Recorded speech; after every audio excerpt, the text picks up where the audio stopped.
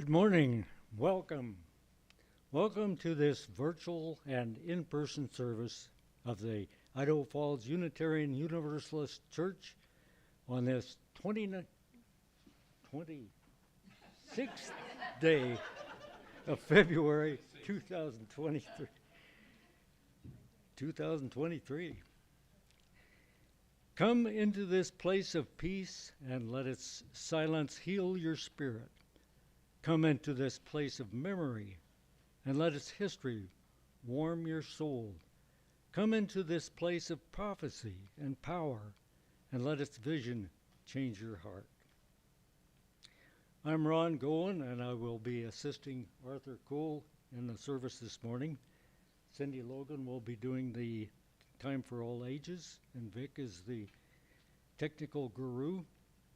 If you're watching online, please sign in to the chat box so we will know who is attending, and it will enable you to send in your joys and concerns.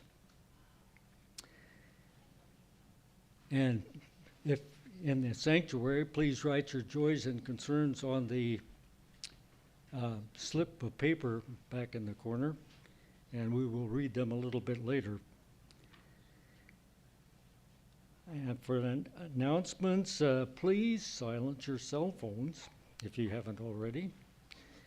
And I have one announcement here.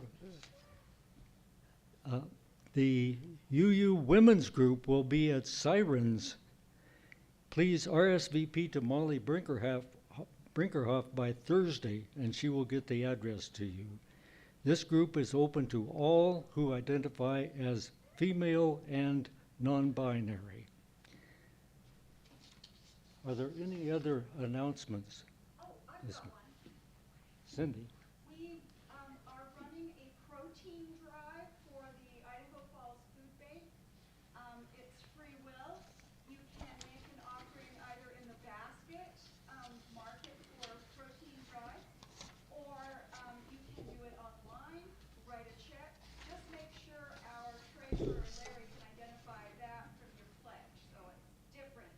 Also, we will start Change for Change next month, and we will have that offering go to the senior center lunch program, Meals on Wheels.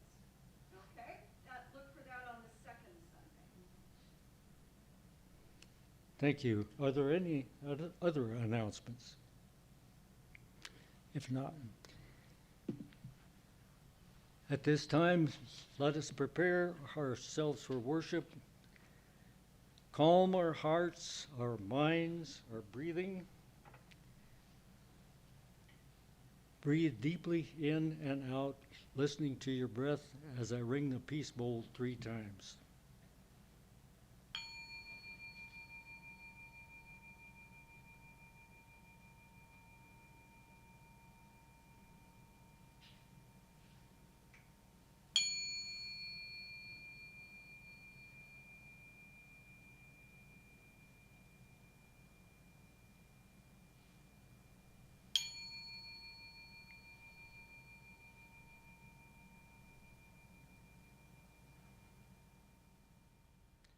We will now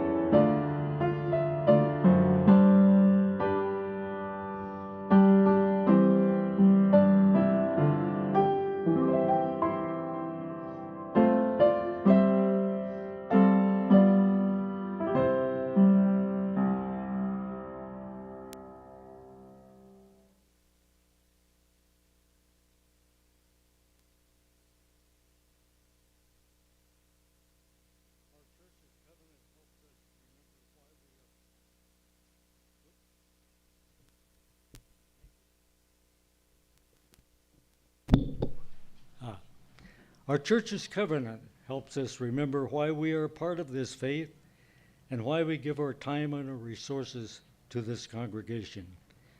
If you so choose, please recite along with me the covenant that this congregation has chosen to live by. Love is the spirit of this community, and service its law. This is our great covenant, to dwell together in peace, to seek the truth in love, and to help one another.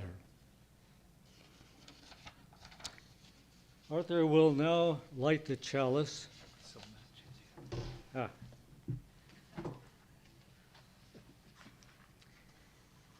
May the light we now kindle inspire us to use our powers to heal and not to harm, to help and not to hinder, to bless and not to curse, to serve you, Spirit of freedom.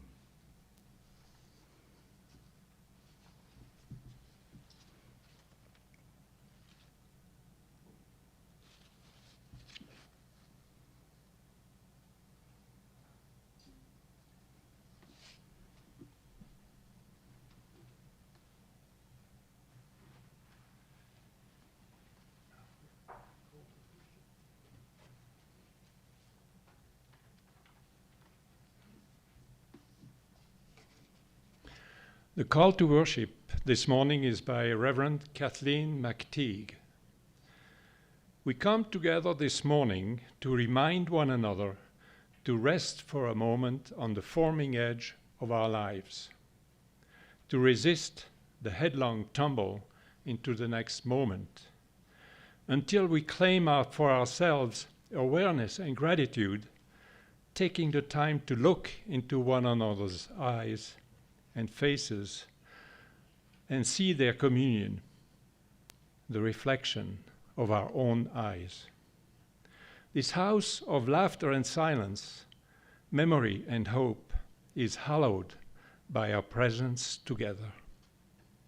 I invite you now to rise and join in singing hymn number 159, This Is My Song.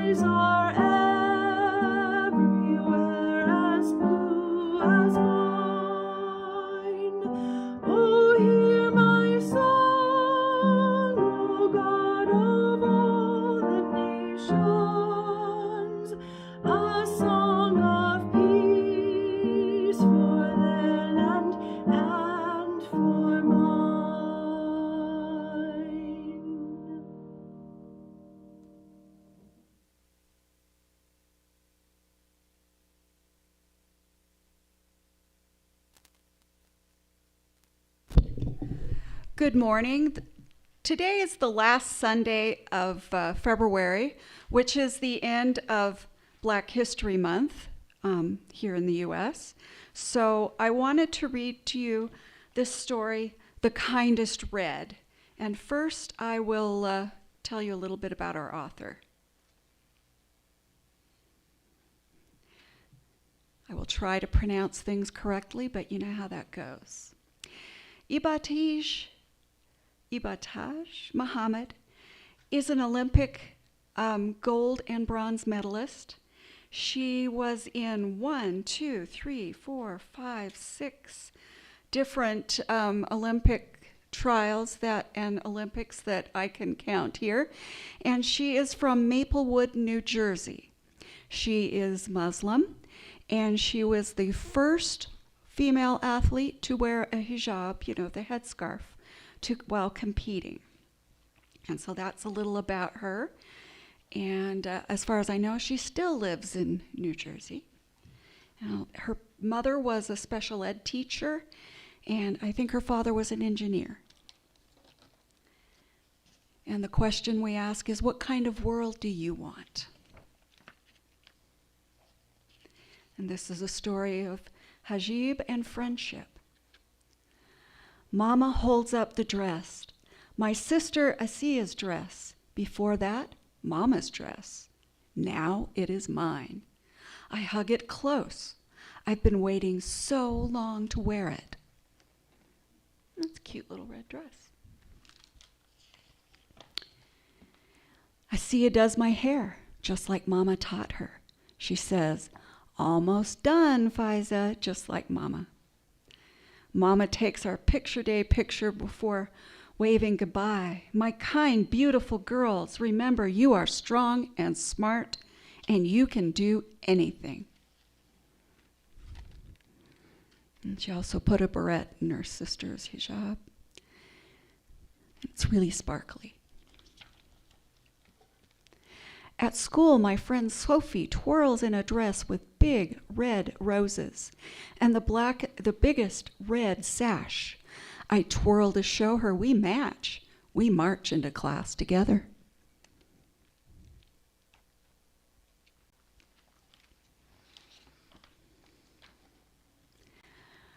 Today is a special day. It's time to think about what kind of world we want to live in, Ms. Ramirez says. What kind of world do you want? She writes all our answers on the board. Ice cream world, sunny world, happy world, healthy world, funny world, fair world, candy world, and unicorn world. It's going to be such a good world. You have to remember what grade they're in. Ms. Ramirez asks each of us to draw the world we want and give it a name. Everyone around me picks up their colored pencils. I see Sophie drawing superheroes, lightning bolts, and flowers. Mama would say, draw a beautiful world. Asia would say, draw a strong world. What do I want?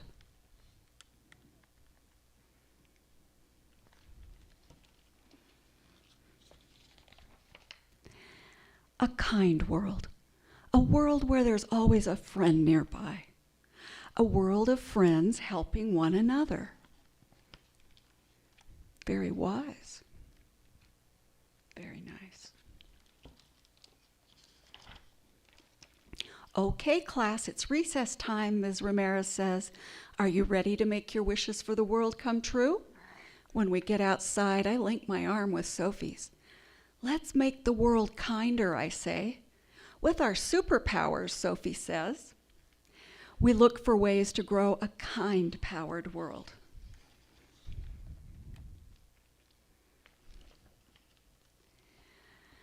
Molly wants someone to bounce a ball with. Andre wants to play with London, so we look for her. Jada wants to play tag, so we chase each other. It's going to be such a good world.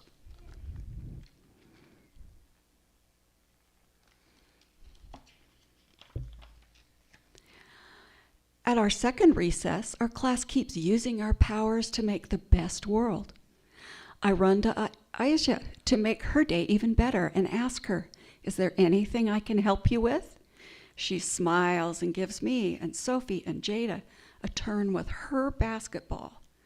We feel even more powerful after that.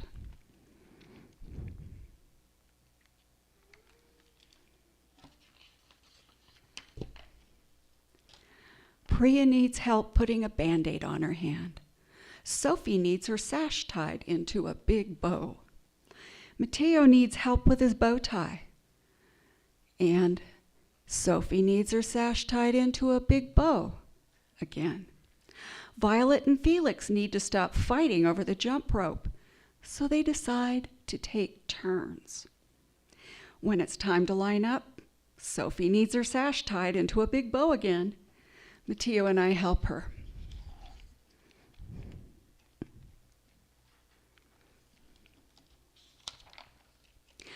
Our class picture is full of big smiles.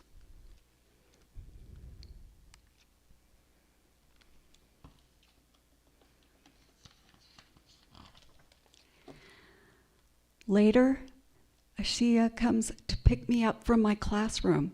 Sophie's brother and Priya's sisters come to pick them up too. It's sibling picture time. Me and Ashia all by ourselves. We get in line. Mali is wearing the same shirt as her siblings.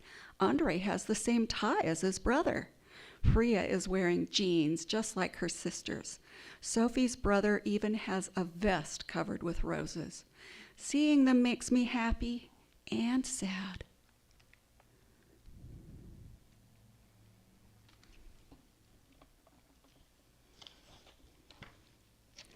Because Asiya and I don't match at all.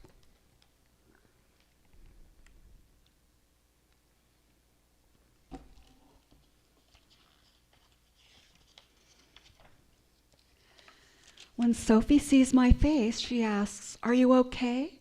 Do you need help?" I tell them. Jada says something to Sophie.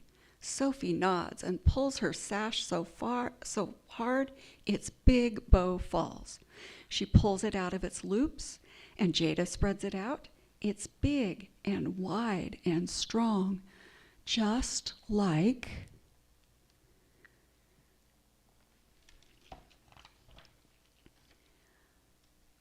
Asiya's hijab. It's the most beautiful picture day ever, just like Mama wanted.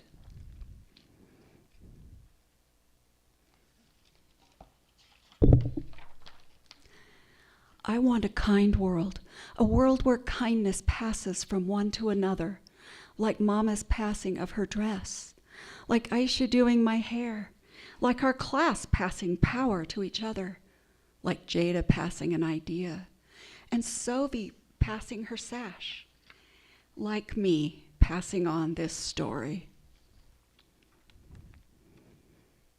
And that's the end of the story. And now it's time to head out, the kids, and we'll hear our song.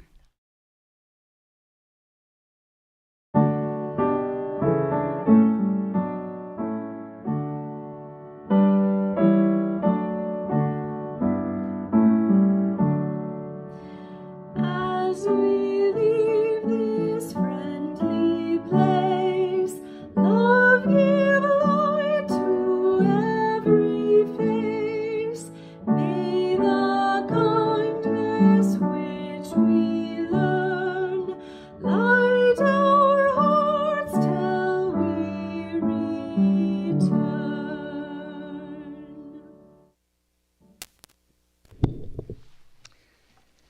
Joys and concerns. I'll read the joys and concerns, and Arthur will light a candle for each of these. The first one is a concern from Amanda Logan. We just passed the 1-year anniversary of the start of the war in Ukraine. May this horrible aggression come to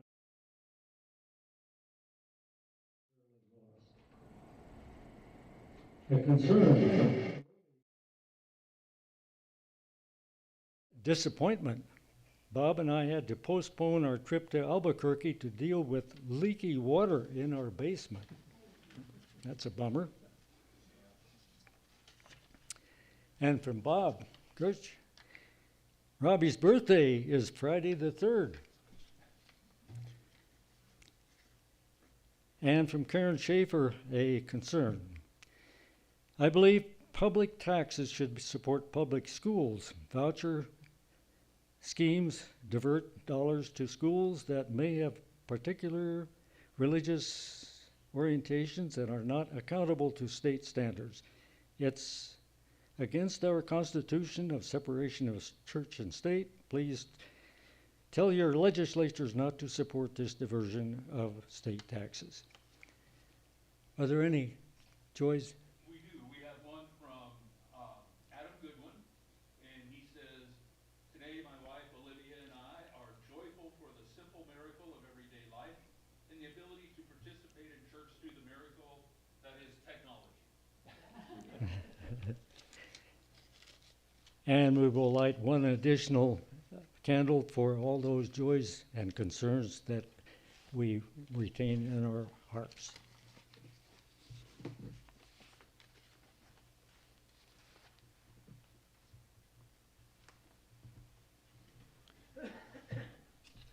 Today's reading is from the introduction to the book A God That Could Be Real by Nancy Ellen Abrams.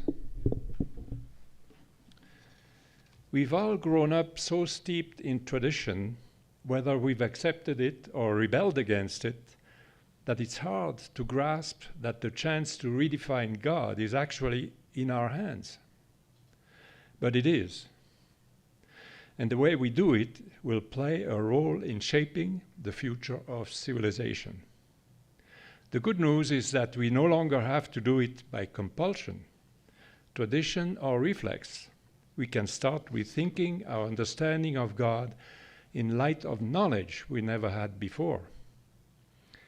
We humans are participants in a cosmic venture, the multi-billion-year evolution of complex intelligent life from nothing but particles and energy. The way we define God can either bless this extraordinary cosmic venture or slowly choke it to death. It's time to stop struggling with traditional views of God, struggling with each other as well within our own minds. All the old views of God are demonstrably inadequate to our times. They perpetuate conflict or fail to inspire us enough to rise to the existential challenges of our complex world. That religion is seen today as separate from everything else is a sure sign that it is not about our real lives, but about an image that some people are trying to impose on sprawling, unpredictable reality. What I have learned is this: having no spiritual life at all is like never really falling in love. Second, developing a spiritual bond with a fantasy is like falling in love with someone who will never love you back. And third, but developing a spiritual bond with the real universe is like falling in love with someone who is already in love with you. That's where God is.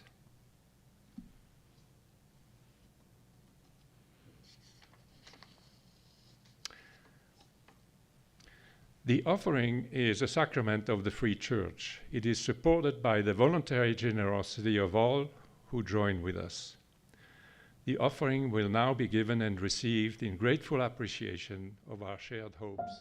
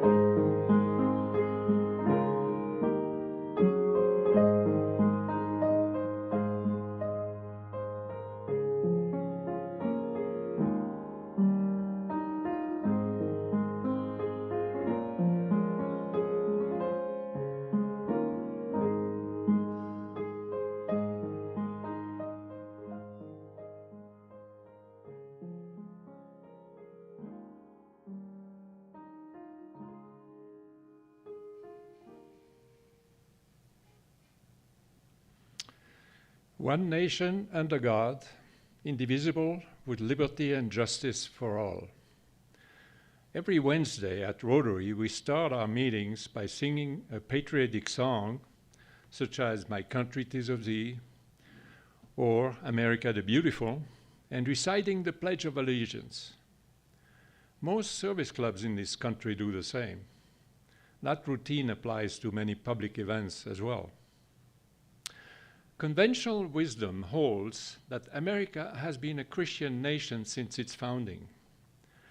But as historian Kevin Kruse argues in his book, One Nation Under God, how corporate America invented Christian America, the idea of Christian America is nothing but a myth, and a relatively recent one at that. The assumption that America was, is, and always will be a Christian nation dates back no further than the 1930s, when a coalition of businessmen and religious leaders united in opposition to Franklin Roosevelt's New Deal. With the full support of Dwight Eisenhower in the 1950s, these activists, the forerunners of the religious right, propelled religion into the public sphere. Church membership rocketed. Congress added the phrase under God to the Pledge of Allegiance and replaced E pluribus unum, out of many one, with In God we trust as the national motto. So here are a few interesting facts. The original Pledge of Allegiance was written in August 1892, 116 years after the Declaration of Independence, by the Socialist Baptist minister Francis Bellamy. It was originally published on September 8, 1892. Bellamy had hoped that the pledge would be used by citizens in any country. In its original form, it read, I pledge allegiance to my flag and the republic for which it stands, one nation, indivisible, with liberty and justice for all. 30 years later, in 1923, my flag was replaced by the flag of the United States of America. In 1954, in response to the communist threat of the times, President Eisenhower encouraged Congress to add the words under God, creating the 31-word pledge we say today. I pledge allegiance to the flag of the United States of America and to the republic for which it stands, one nation under God, indivisible, with liberty and justice for all. The original Bellamy salute began with a military salute, and after reciting the words to the flag, the arm was extended toward the flag, hand up, palm up. Shortly thereafter, the pledge was begun with the right hand over the heart, and after reciting to the flag, the arm was extended toward the flag, palm down. During World War II, the salute resembled the Nazi salute too much, so it was changed to keep the right hand over the heart. In an essay on patriotism published in the Swiss NZZ Folio magazine in 2008, author Urs Wittmer distinguishes between three types of citizens.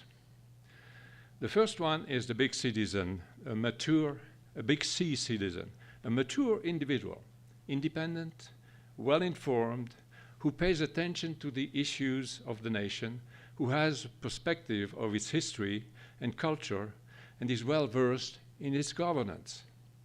He loves his country at the same time that he critiques it when needed.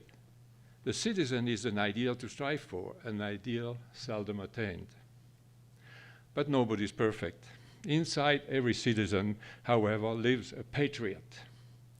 The second type of citizen is a reduced version of the citizen, a teenager versus the adult. The patriot loves his country unconditionally and without criticism. as criticism is an attack on the purity and perfection of the loftiest ideals what his or her country represent. The third type of citizen is an extreme version of the patriot, the fan. The fan hollers and screams and roots for the team. But be it his country, his party, his candidate, as if politics were a sport of sorts. He or she sits in the bleachers of the nation and watches the political game being played out. He roots for the team even if, as Thomas Frank documented in his book, What's the Matter with Kansas, the team destroys his or her livelihood. Although we should not judge others on their citizen patriot fan spectrum, it is important, I think, to figure out why it is what it is and what trends could influence it. As you have certainly noticed, there has been a shift from rational discourse toward constant emotional knee-jerk reactions over the last several decades. In Whitmer's word, a shift from citizen to patriot to fan. Many have attributed that to people's addiction to TV channels like Fox News or MSNBC, and of course to social media, or to the millions of blogs with unverified information, or to personalities such as Glenn Beck, Sean Hannity, or Tucker Carlson. The deeper question, however, is not whether we should hold the media or the internet responsible for fanning the flames of our emotions, anxieties, and fears. It is whether such programming is successful because it is a reflection or an expression of our anxieties and fears.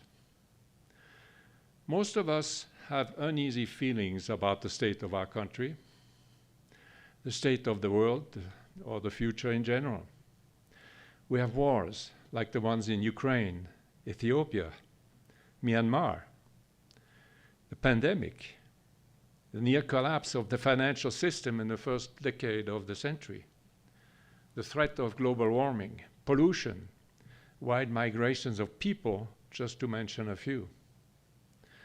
While many economists and politicians see the current problems as a normal low in the perennial economic cycle, I believe, together with Donnell and Dennis Meadows and Jürgen Randers, the authors of Limits to Growth, the 30-year update, that we have reached a point where the world's human community will undergo a significant transition. A transition as radical as the one which led from hunter-gatherer to agricultural societies 11,000 years ago, and from agricultural to industrial societies 200 years ago.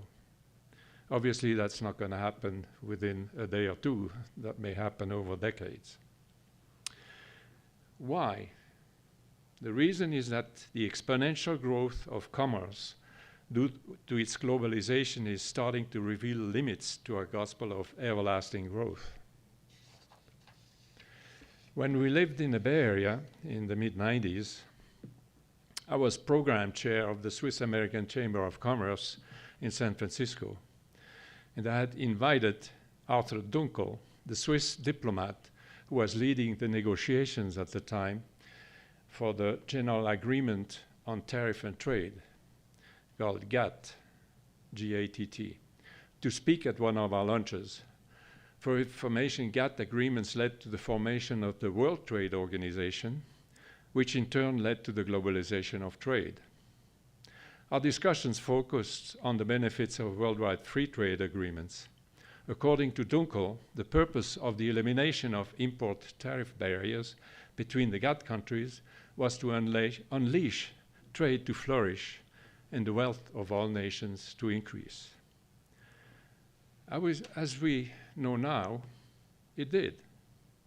People all over the globe can now purchase a cornucopia of consumer goods, the likes we have never seen before. There were some unintended consequences also, of course, such as the exportation of middle-class jobs to the low-wage, low-regulation countries. One of the major consequences was the change in the role of the nation state. which was asked to respond to the needs of business to succeed in the competition with others on the global stage. People's needs became secondary.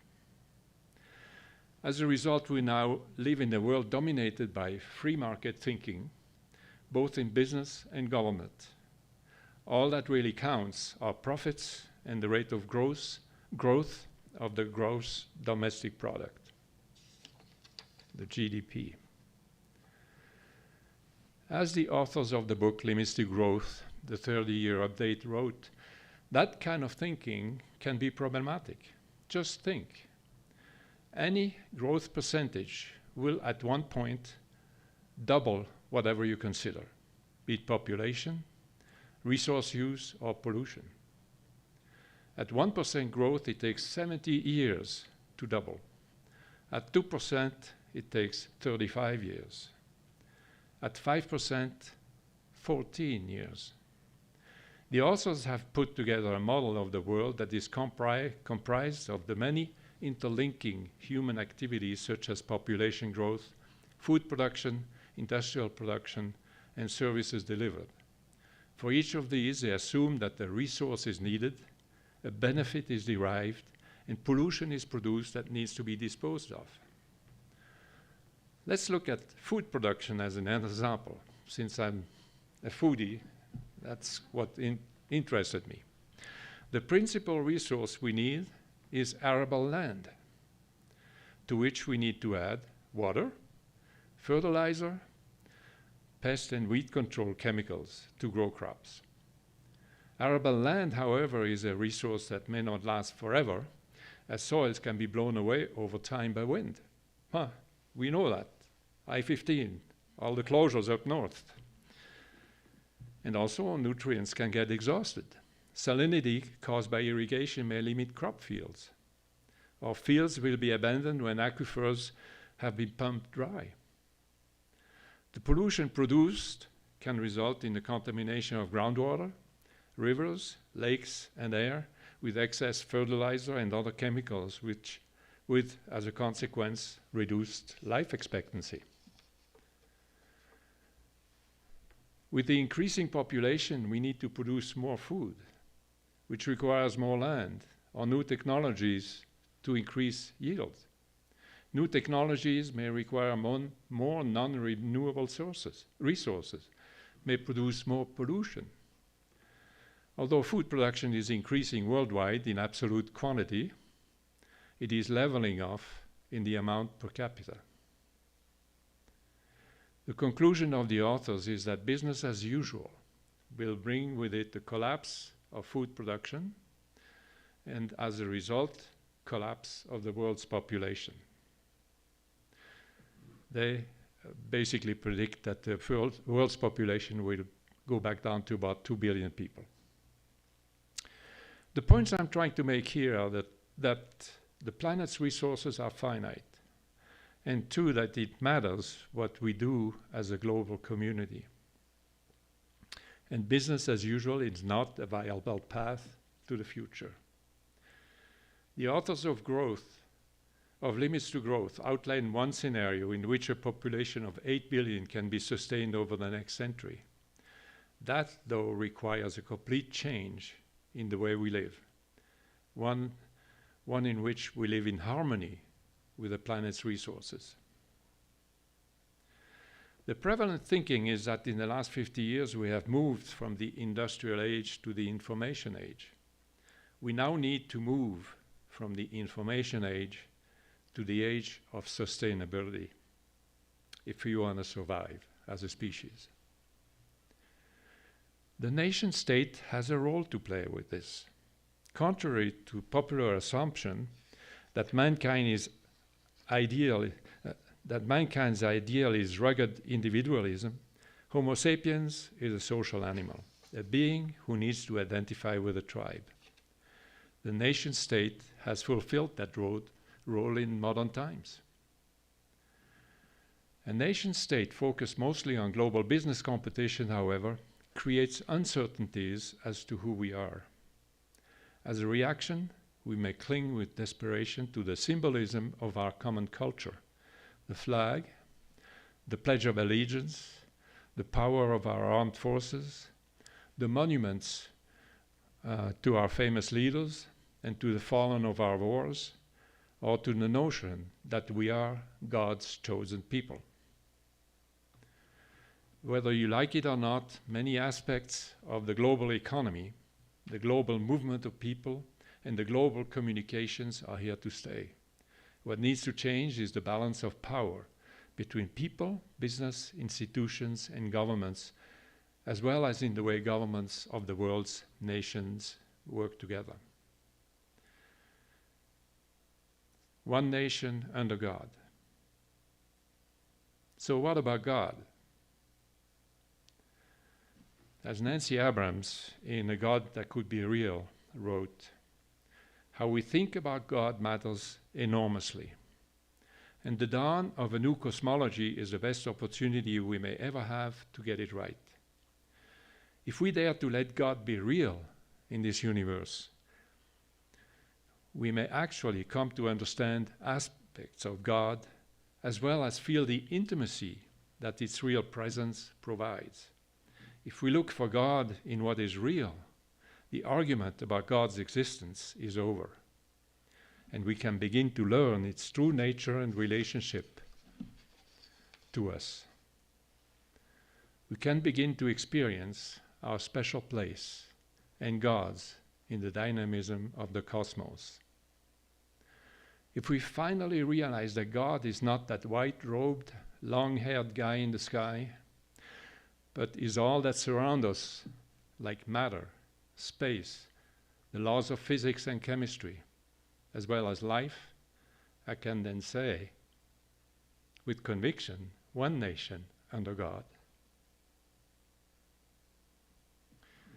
Let us now rise and sing hymn number 121, Let's Build a Land.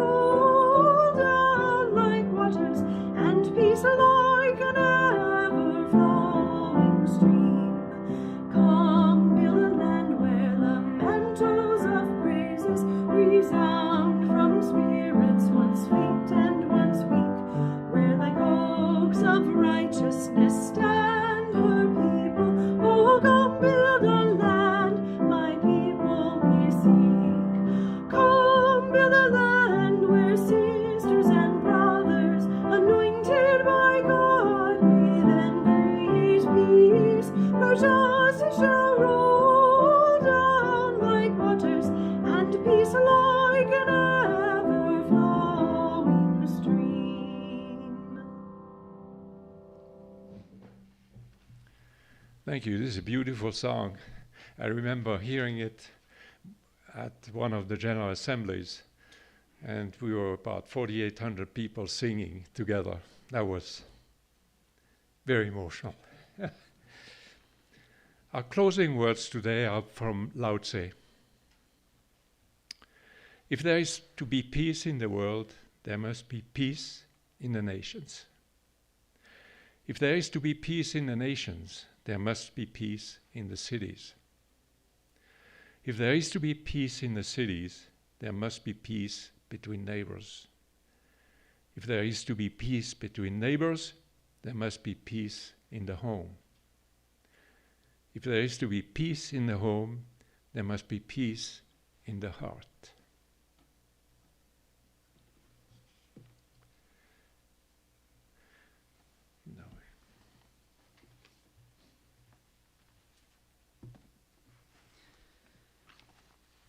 We'll now extinguish the chalice. Please join me in reading the words for extinguishing the chalice.